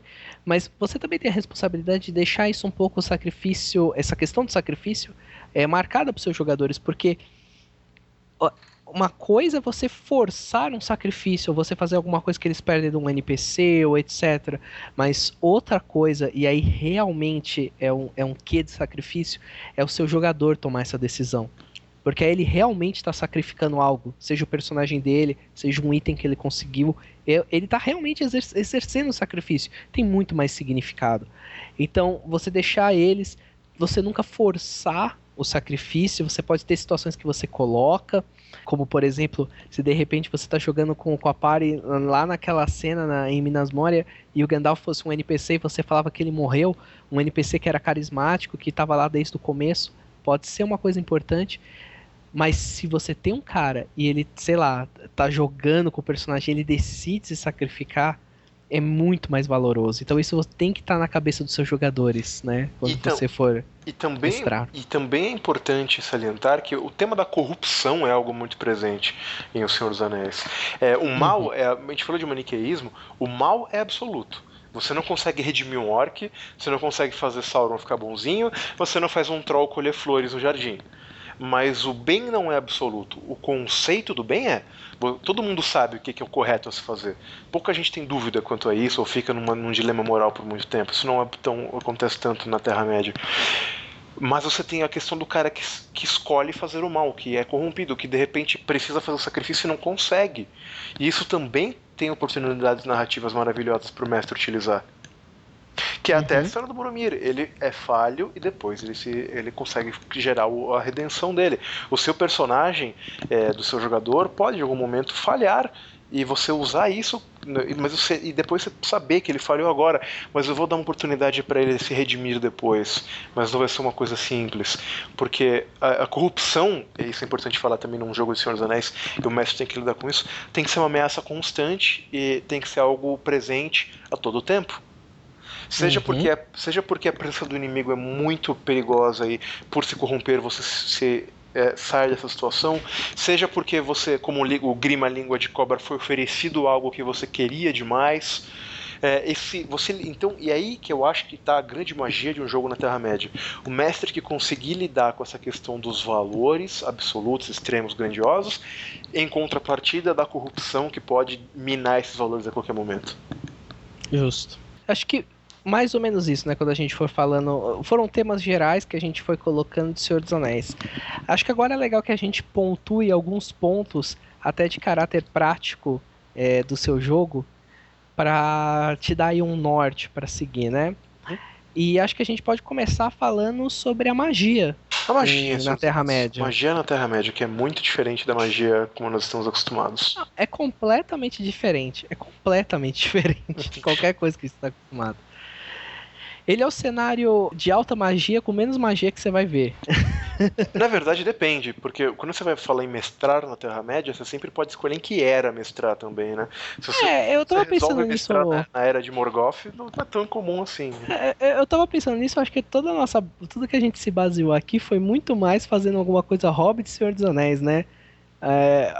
Mestrar alguma coisa que acontece nessas eras passadas, ela mantém várias dessas coisas que a gente falou. Mas eu acho que coisas que a gente vai falar daqui pra frente, elas começam a ficar nebulosas. Exato. Como esse lado da magia, por exemplo. E aí eu acho que a primeira coisa que a gente tá pensando em magias é, como em outros cenários, né? Magos. Pessoas que fazem magia, como é que funciona isso em Senhor dos Anéis? E é aquela coisa, né? É bastante... Não fica exatamente tão claro assim pelo labor do Tolkien, mas o que você tem claro é magos mesmo, existem 5. Exato. Gandalf e companhia. Mas além dos magos, os elfos, os altos elfos, conseguem fazer magia. Um tipo de magia, né? Tipo de magia. Além dos altos elfos, você nota que os anões conseguem fazer certos tipos de magia também. As portas anãs que são invisíveis, enfim, quando fechadas. Esse tipo de coisa que acaba sendo uma certa magia também. E o inimigo que usa a magia de certos elementos também. A questão é que a magia ela permeia tudo, mas ela é muito sutil. Eu acho que essa é a maior característica que você pode falar da magia em O Senhor dos Anéis. Ela é muito sutil. Eu acho que o que... E todo mundo já tem essa visão... É que, esquece, cara, você não vai ter o seu mago soltando bola de fogo em Senhor dos Anéis. Muito embora o Gandalf tenha feito isso uma vez ou outra, mas é muito raro, é muito comum, não é uma coisa que o Gandalf não tá lá na batalha nos campos de Pelennor fazendo chover bola de fogo. Eu acho que se você for pensar em fazendo uma comparação assim, de repente com D&D, alguma coisa... É muita coisa de primeiro nível, né? Como é que é? Não é nível 0, nível negócio. Como é que é? Esfera? Não. Muito por aí, sabe? Cantrips. É muito truque, coisinhas simples que vão acontecer. Ao mesmo tempo que não é. Verdade. Tem uma cena legal do Hobbit no filme agora. Eles estão numa situação, de repente o Gandalf tem uma ideia, e aí ele quer afugentar alguns inimigos com fogo. O que ele faz? Ele solta fogo do cajado, faz um pilar de fogo descer dos céus. Não, ele pega uma pinha E aí ele encosta o cajado e assopra, é como se ele estivesse produzindo uma pequena faísca numa pinha, que é uma coisa que pega fogo muito, muito fácil. E ele assopra, o negócio pega fogo, aquela pinha que ele fez, a primeira, ele passa o fogo para as outras, e ele usa isso, entendeu? É uma coisa bem um truque, ele criou uma fagulha, criou uma chama pequena, mas é isso que seria um exemplo de como funciona a magia, né, em Senhor dos Anéis. Exato, mas nem sempre. Isso é uma coisa que eu acho muito legal na magia do Senhor dos Anéis, é que ela não é flash, mas ela. Você, em alguns momentos você fica pensando, aconteceu magia aqui ou não? Você não sabe. Por exemplo, quando o Gandalf para na frente do Balrog e manda lá o You Shall Not Pass, Flame of Doom, eu sou protetor da chama de Arnor, blá blá blá blá blá. Não teve magia ali? Pra ele tentar impedir o Balrog de avançar? Você não gerou um campo de força, não fez uma parede de energia, nem nada disso. Você não viu, pelo menos? Né? Exato, mas mas parece que o Balrog hesita, parece que... Ou então antes, quando... Essa é magia mesmo, claro, que o Gandalf no livro, ele joga uma magia, eles estão sendo perseguidos, ele encanta uma porta para que ela feche, e a magia dele é resistida pela magia do Balrog, que faz a porta estourar e o Gandalf sai tonto, e rola uma escada, porque ele não imaginava que ele ia ter essa resistência do Balrog. E é uma coisa super sutil, manter uma porta fechada, mas que ao mesmo tempo é muito essencial. Ou então a possessão do Théoden pelo Saruman, que no livro é bem diferente, mas ainda tem um quê mágico. Você se pergunta se as palavras do Grima Língua de Cobra não tem um quê de magia pra minar a mente do rei, sabe? Tá rolando um charming ali. Então essa magia presente em vários aspectos, mas que você não... Ou então o grito dos Nazgûl, que faz com que as pessoas percam a coragem, percam a vontade de lutar e que querem ficar uma bolinha fetal no chão e morrer. Não é? Mas acho que o ponto é que, assim, depende muito do personagem que você vai fazer, mas a priori, seu personagem não vai ser capaz de lançar magias, ou se souber lançar, vai ser alguma coisa pequena, um truque, alguma coisinha bem... Ou se for, vai ser magia nesse sentido que a gente está falando. A habilidade de um halfling absurda de se esconder beira um mágico, mas não é mágico. Ou, entendeu? Ou então a habilidade de um elfo de X ou Y coisas, ou o vigor extraordinário de um anão, é mais nesse aspecto que o seu personagem vai ser capaz de usar magia do que propriamente chegar aí bola de fogo, campo de energia e ficar mais forte, ficar mais fraco, essas coisas. Isso tudo pensando em você, mestre, se você de repente está imaginando, se você quer mestrar o The One Ring, isso tudo está inserido no The One Ring. É verdade. Que a gente vai falar mais à frente, então, mas se você não tá, se você está querendo adaptar, tenha isso em mente, entendeu? Se você vai permitir que algum personagem, porque talvez ele seja um elfo, e talvez ele conheça alguma coisa, um anão, ele conhece uma runa, tem essa visão, esse tato.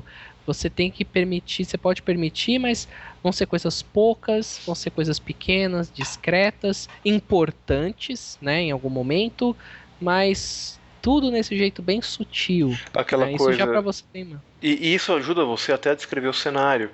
O cenário é mágico em si. É bom lembrar, no livro, Caradhras tem uma personalidade. A montanha não... Exato, a montanha não quer deixar eles passarem. Não, todos os locais os locais mais importantes que eles passam em Mordor, eles têm toda aquela carga, aquela coisa pesada, aquele clima denso, né? Não tem dia em Mordor, isso não é mágico? Exato. No Mordor é noite eterna, não é magia isso? Vai minando a vontade deles, né? Puta, tem que seguir isso. E eu acho que isso é bom para a descrição, se de repente eles forem parar em Rivendell, em Valfenda, né? Você tem que ter isso em mente, né? Como aquele ambiente é acolhedor, como eles se sentem recuperados, como, sei lá, ferimentos que eles têm podem se curar mais rápido. Todas essas coisas dentro daquele local. Da mesma maneira que você tem... um bom exemplo também é o pão Lembas, né? Pra mim aquilo é um pão mágico.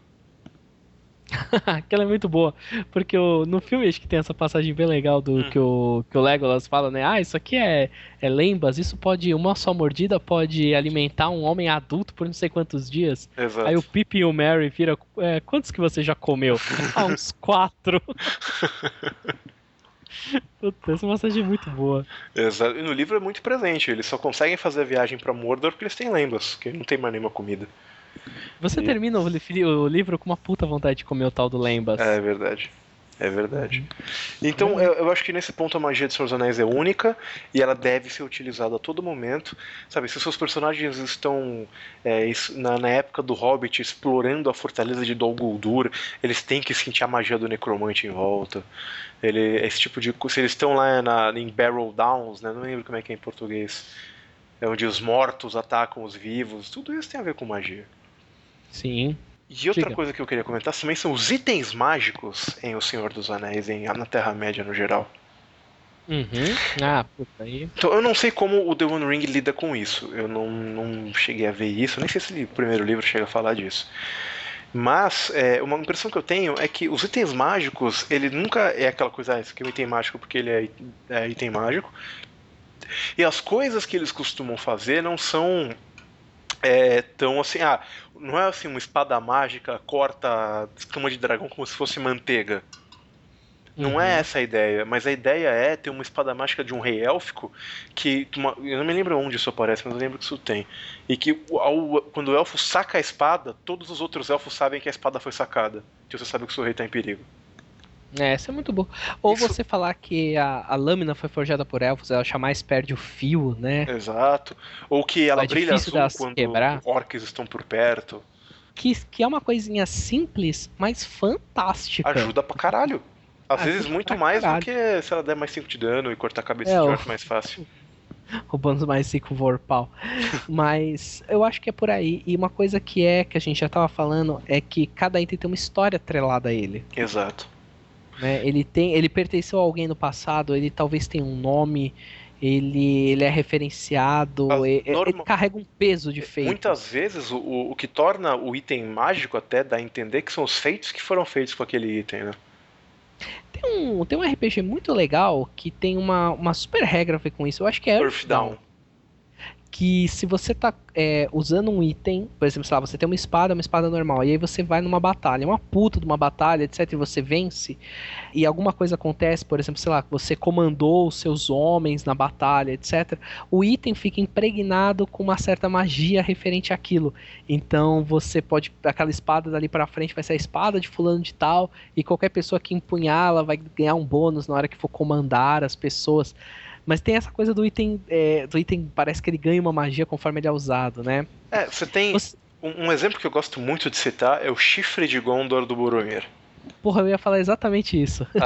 Então pode falar, eu comento depois. Não, eu só ia entrar, né? Como, por exemplo, o chifre. Mas diga o que você queria falar dele. Não, é que muita gente quem não leu o livro não sabe, mas no filme é aquele chifrezinho lá que ele vai lá, né? Assopra 3 vezes e whatever.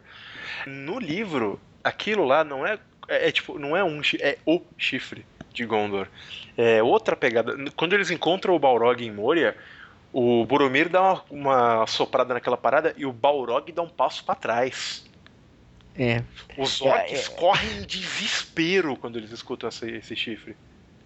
Isso é foda, né, cara? É um artefato dentro do mundo, né? Exato. O chifre de Gondor, que depois se perde, Depois né? Que aliás é destruído. E quando o Boromir toca o chifre de Gondor no momento em que ele morre, o Faramir escuta. Lá na puta que pariu, o Faramir escuta. Cara, e realmente, se você só viu o filme, você não tem essa dimensão, né? Do que é esses do que são esses itens, além de, claro, os anéis de poder, né? Porra, os anéis, que aí talvez seja um item um pouco mais difícil, não sei, de cair na mão dos jogadores, mas, bom, estamos pensando no seu jogo, né? De que repente, aí você pode extrapolar a ordem. De repente o anel cai na mão de alguém. De repente pode ser por aí. E o interessante é que nunca ficou muito claro o que um anel faz, né? Nunca ficou. É um item de poder, todo mundo sabe que dependendo de quem cai na mão vai dar merda, mas você não sabe realmente o que ele faz. Tem uma frase no livro que te deixa especular, que o Gandalf fala que o anel deu poder ao Gollum, deu ao Gollum poder conforme a sua natureza, por isso ele ficava invisível. Uhum. Se for pensar por essa lógica, um Halfling, um Hobbit também é muito furtivo, talvez por isso que eles fiquem invisíveis também. Mas talvez se o Gandalf utilizasse o anel, ele recebesse poder conforme a sua natureza de mago apelão dos infernos. Se você for parar, pensar, olha só que pensamento interessante. Se você for pensar que o anel amplifica uma habilidade do seu usuário, a habilidade do Ralph é se esconder e ele amplificou isso ao ponto de torná-lo invisível, faça um paralelo se esse anel cai na mão do Gandalf, se Ou ele começa a usar. Ou do Boromir, que queria usar esse anel pra comandar os homens em batalha e vencer, que era o Ou grande isso. capitão, né? De Gondor. Talvez ele conseguisse vencer Sauron militarmente com uma de posse do anel. Sim, aí você pode parar pra pensar que realmente é um artefato extremamente poderoso, uma bomba nuclear aí, dependendo da mão de quem cair, né? Uhum. Então, E eu acho que é uma coisa pra se ter em vista, né? Itens, magos, raças e monstros. o que podemos falar dos raças e monstros? Eu acho que uma coisa interessante pra você falar em raças, assim, isso vai variar um pouco conforme o background dos personagens que você estiver jogando, mas a gente tem muito a visão dos hobbits, né, durante os livros. E você vê o quão misterioso é aquilo. Se você pensar que os hobbits são como as pessoas normais do mundo, você vê que todas as outras raças estão envoltas num mistério. Elfos principalmente, né? Verdade. Eles são sempre misteriosos no seu jeito, no que fazem, no que conseguem fazer, nas suas habilidades, nas suas intenções. E os elfos colaboram com essa imagem. Quando você encontra os elfos, eles têm um olhar meio, parece que estão olhando através das pessoas. Eles têm uma voz diferente, eles são altivos, eles falam pouco e falam complicado, né? Eles têm Eu acho que aquela eles- leveza sobrenatural de movimentos e de falar, e a própria língua deles parece ser algo maior do que uma simples língua. Você tem. Eles trazem uma nobreza, né? Aliás, Dentro, isso é uma, inerte, isso é uma coisa que cabe falar também sobre a inerente. magia, é que palavras têm muito poder em Senhor dos Anéis. O tempo todo, por exemplo, quando o Gandalf vai contar a história do anel pro Frodo, ele fala, vamos esperar amanhecer. Nem no condado eu ouso... por exemplo, quando o Gandalf vê que ele realmente é um anel e ele vê o verso escrito em volta, Uhum. o Frodo pergunta, isso aqui parece élfico? O que está escrito aqui? E ele fala, isso é uma forma de élfico, isso aqui é a língua de Mordor, a qual eu não ouso pronunciar nem sobre a luz do dia na segurança do condado. Boa. Palavras têm muito poder. Isso faz parte da magia do Senhor dos Anéis também, importante salientar. Uhum. E da mesma forma que a gente tá falando de raças, isso pensar que os monstros também vão ter esse lado, né? Essa coisa que. Essas são as coisas de Senhor dos Anéis que eu falo que fazem a fantasia voltar a ser fantástica. A gente já teve essa conversa, eu e o Chess, várias vezes. De como, por exemplo, sei lá, você tá jogando seu jogo genérico de D&D, genérico assim, tenta qualquer cenário. E aí aparece um Beholder. E aí todo mundo, beleza, um Beholder. Começa, é foda, tal, rola. Olha o olho, olha o... Aí você fala, porra, peraí, cara. Pensa um pouco na criatura. É um olho gigante com tentáculos. Cada tentáculo tem um olho na ponta. Ele fala, se comunica, lê pensamentos, lança 1 zilhão de magias, petrifica pessoas, fica flutuando por aí. É uma criatura saída dos pesadelos que desafia a lógica. Não tem nada nele. Como é que você para pra pensar com tanto, não, tudo bem, é isso aí. Sabe? Mas virou. Você fala que é um beholder, tá toda essa descrição tá inclusa nele e não tem tanto peso, entendeu? E eu acho que isso traz de volta. Eu acho que, pelo menos a primeira vez que você vai encontrar uma criatura, seus personagens, seus jogadores vão encontrar uma criatura, qualquer que seja em Senhor dos Anéis, mesmo que seja um orc, eu acho que tem que ser dado um quê à descrição, dado um peso a isso, trazer esse lado fantástico de volta. E por outro lado, os jogadores estarem com isso em mente, sabe? Não virar assim, não, mestre, cala a boca, é só um orc, a gente sabe o que é, sabe? Ou então, eu lembro de uma aventura que eu joguei, que eu mestrei, não era nada a ver com isso, mas era uma aventura de Old Dragon. E era uma campanha, uma aventura contra kobolds, uma coisa assim. E eu me recusei a usar a palavra kobold, né? Eu peguei e descrevi as criaturas. E a primeira pergunta que os meus jogadores fizeram, o que é essa criatura? Qual é o nome dela? E eu fingi que não ouvi a pergunta e continuei narrando. E eu fiquei assim por um bom tempo, sabe? Eu fiquei metade da aventura, e durante metade da aventura eles ficaram me perguntando incessantemente o que era. E assim, o fato de não saber, de não ter um nome, trouxe um peso muito forte para a criatura. Muito mais do que eu falasse. Todos eles sabiam que era um kobold. Mas como eu não falei, só escrever, eles até ficaram imaginando se não fosse. Mas ficou o peso ali, entendeu? Uma certa insegurança de não saber o que que é, não ter um nome, e deu um elemento fantástico muito bom pra uma criatura que é meio pé de chinelo. Então Exato. acho que é uma dica importante pra Isso- você quando for lidar com os monstros. Não só com os monstros, mas quando você encontra um elfo em Senhor dos Anéis, não pode ser só um elfo. Tem que ser uma coisa. Ele é diferente, ele é meio alienígena, se ele for um alto elfo, ele parece muito superior a você. O cara viveu milhares de anos e tá aí até hoje e tal. Na hora que você encontra um anão, na hora que você encontra um Dúnedain ou um homem de Gondor, ele vai ter que ser muito diferente de um homem de Rohan, que por sua vez é muito diferente de um homem de Bree. Isso tudo tem que ficar muito claro para que você consiga passar o espírito da coisa. Exato, muito bom. Bom, moving on. Moving on, vamos continuar a jornada? Olha aí. Entendeu? E que aventuras na Terra-média são aventuras sobre jornadas, sobre viagens. Eu não consigo imaginar uma aventura na Terra-média, uma aventura urbana, sabe? Um assassinato em Gondor. Não funciona, não é esse o objetivo. Invariavelmente você terá que viajar do ponto A ao ponto B e enfrentar os perigos da jornada. Exato. E aí que a gente, quando tava fazendo pensando na pauta desse podcast, a gente se deparou, ou pelo menos eu me deparei, com um pequeno problema nesse ponto de jornada.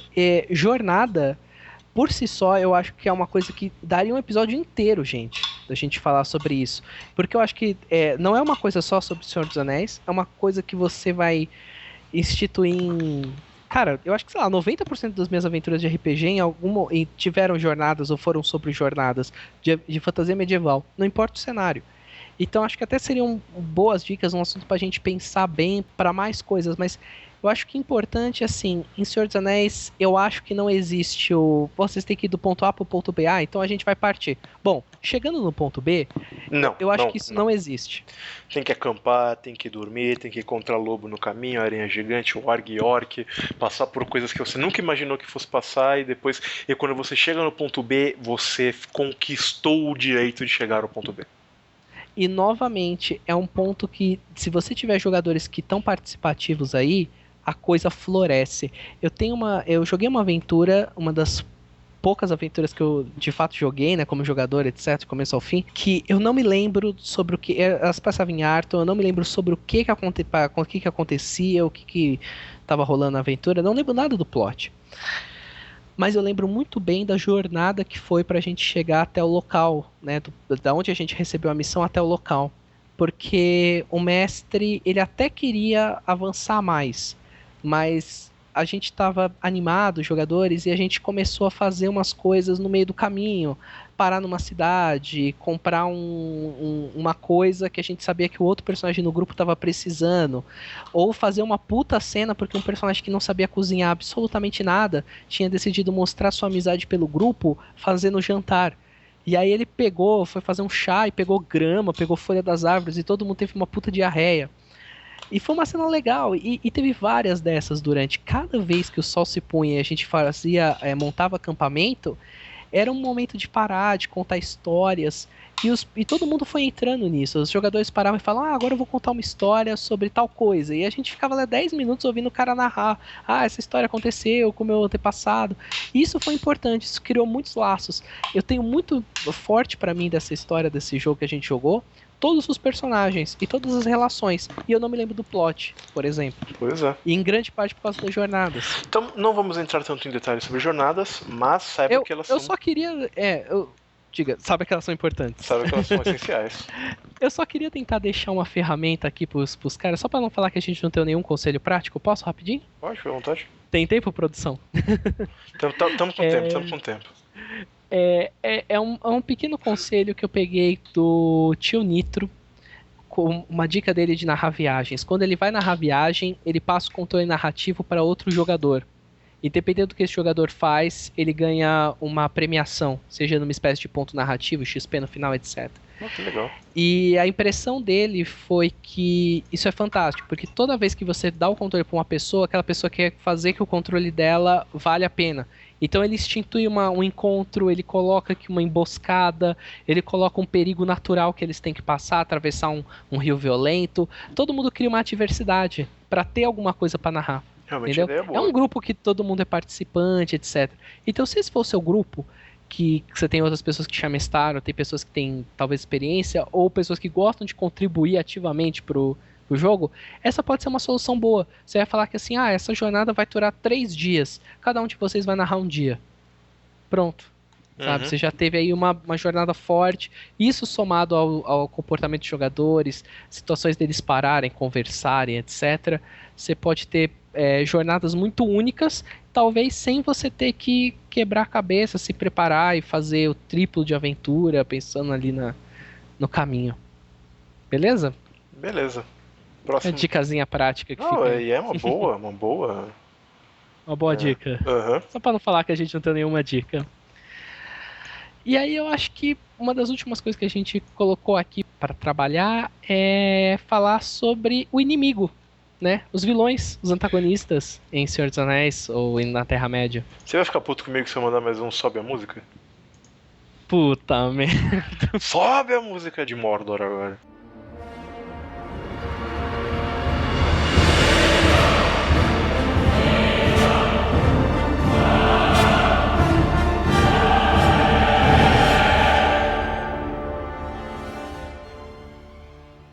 E de Bom, fato, beleza. o inimigo, que inclusive já é muito bom, porque ele é referido no livro como o inimigo. Uhum, muito bom. A sombra, né, também, The Shadow. Tem várias coisas que ele é. The Shadow. Tem várias coisas que ele é colocado para, né? Ah, tira uma dúvida minha. Em algum momento eles falam The Shadow in the North? A sombra no norte? Eu não me lembro, mas eu queria que sim. Quando Não, eles eu falam, acho que quando eles falam de Mirkwood, que é no norte, e quando ele tá lá, eu acho que eles chegam a comentar assim. por aí, né? Que eu não tô sabendo se eu tô confundindo com um outro cenário de RPG que parece muito com o Senhor dos Anéis.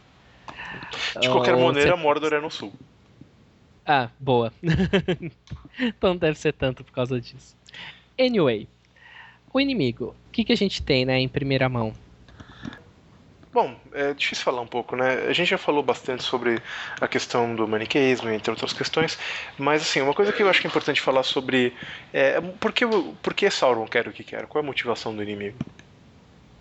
Então, esse é um ponto complicado, né? Porque a motivação dele parece simples, a meu ver. Parece poder, dominação, destruir. Parece esse tipo de coisa. Isso nunca fica muito claro. Agora, o que eu imagino é o seguinte: o Tolkien ele sempre deixa muito claro, até por essa questão dele dos valores, de que certos sentimentos definem as pessoas. E quando ele fala do Morgoth, né, do Melkor, depois Morgoth na Primeira Era, que é o grande vilão original, ele é um deus, né, para todos os efeitos práticos.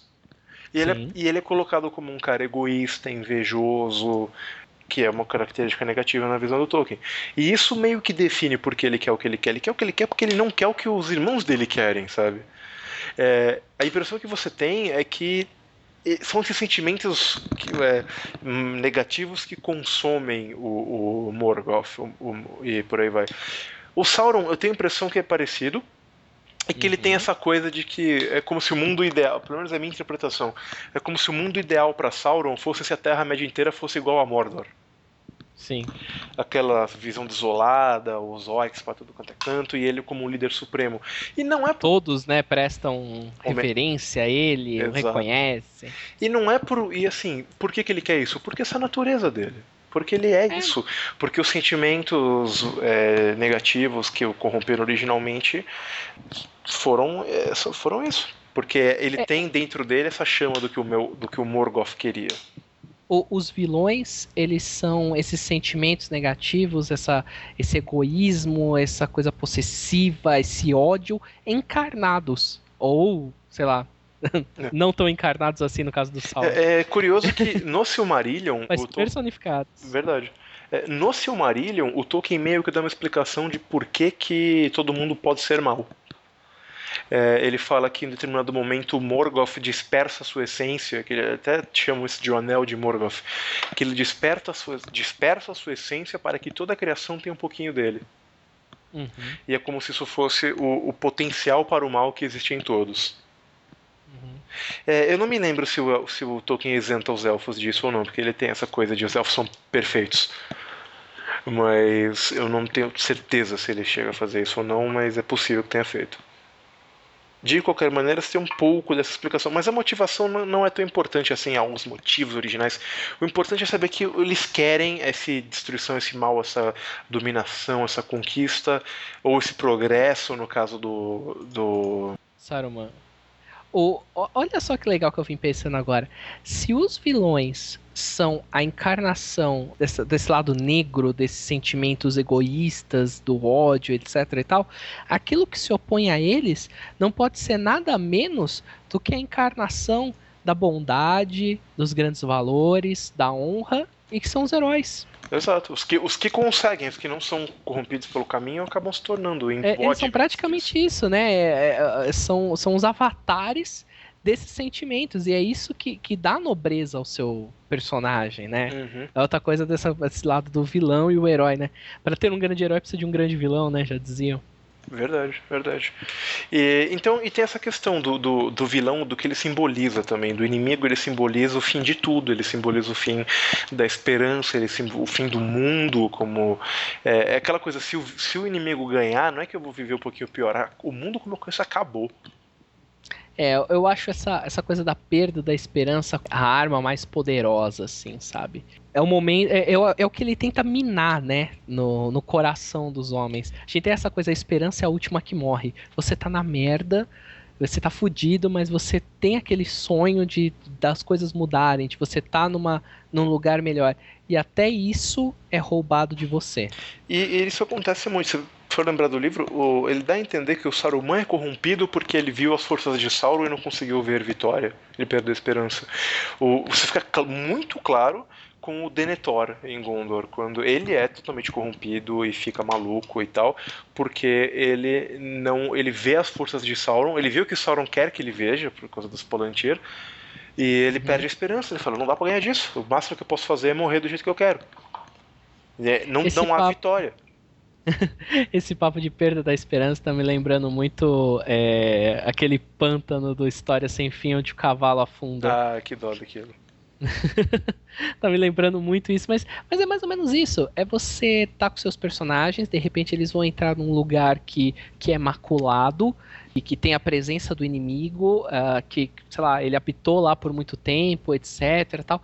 E é um lugar opressor, é um lugar que vai tirando o calor de dentro do coração deles, talvez vai aos poucos comendo, assim, se alimentando das inseguranças e dando força aos medos deles, para fazer essa grande mudança, né?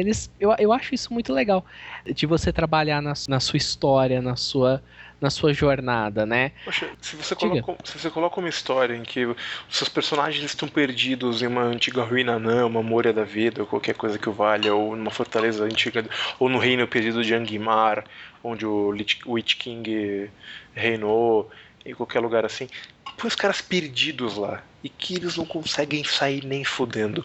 Depois de um tempo você vê os seus jogadores perderem a esperança. Nossa, é praticamente um survivor horror da Terra-média. Mas é. Isso acontece quando eles estão em Moria. O pessoal começa a duvidar e começa a se questionar. E se voltam contra eles mesmos. Eles ficam muito tempo em Moria sem ver a luz do sol. Isso é uma coisa que é complicado, cara. É muito opressor. E isso você coloca em xeque toda aquela parte do companheirismo que a gente falou, né? Então, em algum momento, aqueles são seus irmãos de armas. De repente, você tá tanto tempo naquela situação que é aquele momento que você estoura. Mas isso tudo foi culpa sua, que escolheu vir por aqui. E aí começa aquela briga e pode escalonar por uma coisa maior, né? Ou não. E eu acho que esse é o tipo de conflito que fica legal de você colocar na sua história. Uhum. Mas com certeza. E eu acho que é isso, né? Que podemos falar neste episódio. Sim, uma última coisa que eu queria colocar sobre o inimigo também, eu sei que isso é meio comum, mas e que é importante salientar, pelo menos em O Senhor dos Anéis, no Silmarillion tanto também, o poder do inimigo é absoluto. Não fosse a destruição do anel no final, não interessa Aragorn, não interessa a união dos povos dos homens, não interessa o reino de Gondor voltou a ter o seu rei, eles iam perder. Uhum. Não fosse, não importa a vitória nos campos de Pelennor, a vitória em Rohan, não importa. O inimigo era superior, eles iam perder. Não fosse a destruição do anel pelo Frodo. Quer dizer, pelo Gollum. Enfim, vocês conhecem a história. A gente falou disso, mas esse é um ponto importante, sempre ter em mente que a gente tá falando do inimigo. Lembrar dessa coisa da corrupção. Lembrar que todo herói tá passível de ser corrompido, ou ele sofre uma influência, uma sedução para.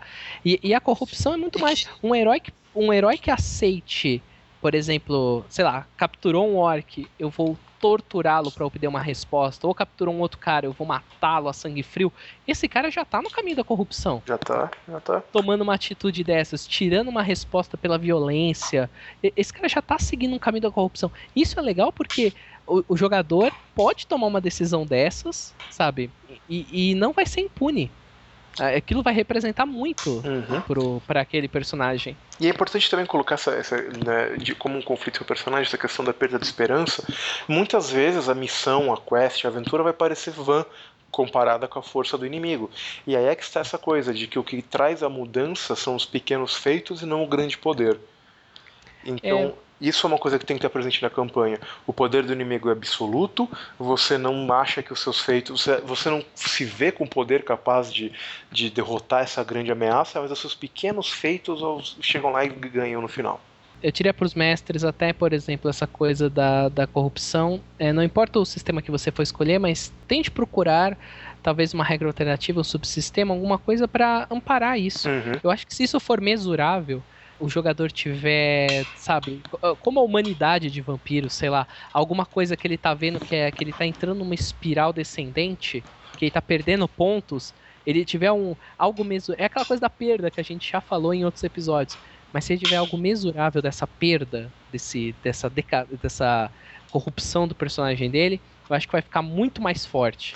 Isso é uma coisa interessante que o The One Ring faz. Que você tem, novo, né? Você tem, né, os pontos diretamente antagônicos de esperança e corrupção da Shadow Tent, e às vezes para você começar, para simplesmente encontrar o inimigo já é suficiente para você começar a ficar corrompido. O seu primeiro encontro com o Nazgûl você nunca esquece, né? Então ele é uma presença corruptora por si. É interessante isso. Mas enfim, não vamos nos alongar mais. A gente ficou um podcast gigante. Mas não tô nem aí, eu acho que foi bom. Então, ouvintes, eu espero que vocês tenham gostado da nossa aventura pela Terra-média e que nossos conselhos se valham úteis para que vocês possam mestrar nesse cenário tão rico, tão belo. E acho que estamos por aqui, não é, Vitor? Eu acho que é isso aí. Aguardem nosso próximo episódio, voltado exclusivamente para os seus jogadores. Exato. Né? Provavelmente mais curto. Provavelmente mais curto. Mas mesmo assim muito bom. Aliás, é até bom que seja curto, né? Porque o jogador tem preguiça de fazer tudo, então o mestre vai dar um podcast de escuta isso aqui, 30 minutinhos, você já vai estar no caminho. Fato. Acho que é por aí. E lembrem-se, podem até haver podcasts melhores. Mas apenas no escudo do mestre nós colocamos Sauron no divã para analisar suas verdadeiras motivações. Tá aí, boa. Então é isso, ouvintes. Até a próxima e feliz 2013. Até mais, ouvintes. Tchau, tchau.